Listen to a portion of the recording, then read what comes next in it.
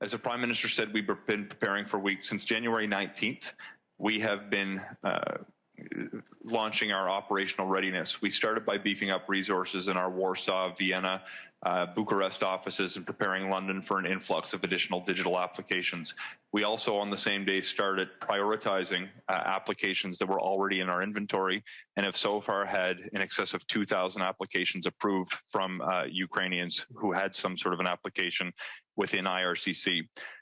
Just the other day, we launched a dedicated services channel, so Ukrainians who are seeking to take advantage of certain programs can reach us more quickly by phone, by web form, and use the, if you are using the web form, I would urge you to use the keywords Ukraine 2022, and your email will be prioritized.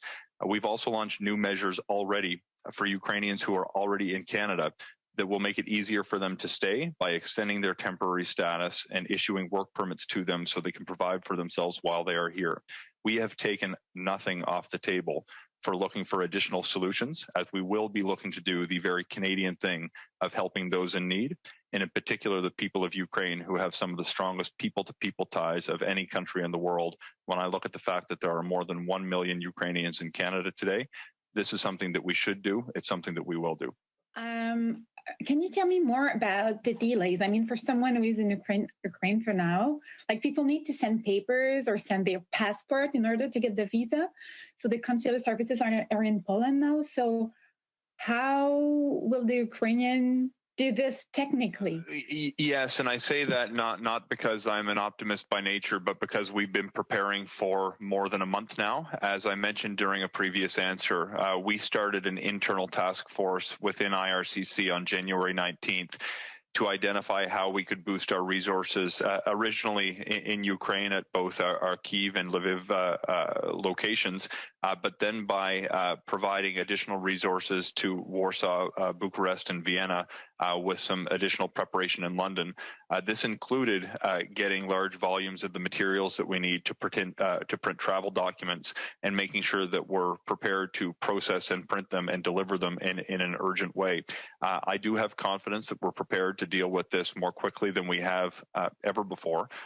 And because we've been preparing for a number of weeks, I feel that we're well equipped to deal with a potential influx of applications in a short period of time.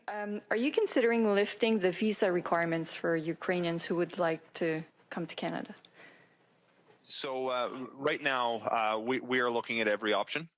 We've considered a number of different angles that we can look at this, including by engaging members of the Ukrainian Canadian community to examine what the right approach will be. I do want to reiterate, though, that there are significant measures that have already been put in place. And I just do want to address one of the questions that came up previously in respect to one of the challenges that we found compared to Afghanistan. And I want to credit Minister Jolie, who's in the room with you there. One of the pinch points in Afghanistan involves very different facts where the Taliban have seized control and have prevented us from securing safe passage outside of the country for vulnerable people who are inside Afghanistan that we've made a commitment to. With the situation in Ukraine, to the west, Minister Jolie has already secured agreements to secure the safe passage of Canadian citizens and permanent residents with Moldova, Slovakia, Poland, Romania, and Hungary. With respect to your question about visa requirements, there's different options that we are looking at, whether it's family reunification and sponsorship, whether it's different existing programs that we can make more flexible, or whether it's a refugee response or some combination thereof. But I do want to reiterate for those who may be eligible for the measures that we've already implemented, if you have an application in the inventory or make one now, it will be treated on a priority basis. If you are someone who is in Ukraine or in Canada from Ukraine now, we will be extending your temporary status and issuing you a work permit. We're going to have more to say on the different measures we're going to be implementing in the days and weeks ahead. And I would urge you to continue to look for reliable information through Government of Canada channels to understand exactly what shape these measures are going to take in the next few days.